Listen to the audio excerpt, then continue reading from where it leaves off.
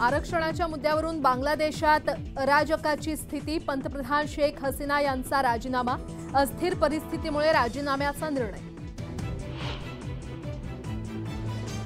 बांगलादेश सोडून शेख हसीना थेट भारतात दाखल, त्रिपुरातील आगरतळा विमानतळावर शेख हसीना पोहोचल्याची माहिती। शेख हसीना यांच्या राजीनाम्यानंतर बांगलादेशात लष्कराच्या हाती सत्ता, तर पंतप्रधानांच्या निवासस्थानी आंदोलक घुसल्यानं तणाव निर्माण।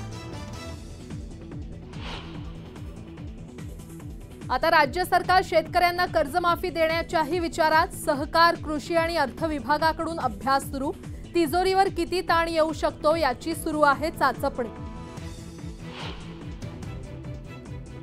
राज्य वक्फ बोर्डावर शिवसेनेचा झेंडा, वक्फ बोर्डाच्या चेअरमनपदी शिवसेनेचे समीर काझी यांची बिनविरोध निवड।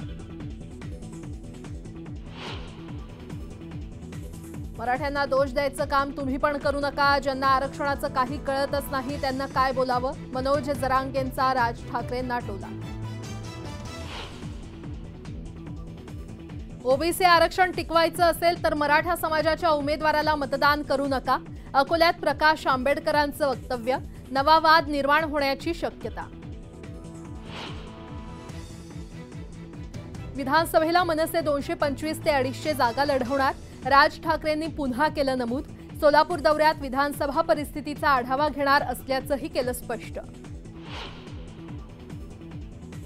भर रस्त्यात पत्नीवर ब्लेडनं वार करून पतीचाही आत्महत्येचा प्रयत्न, गिरगावातील घटनेनं खळबळ, दोघांची प्रकृती स्थिर।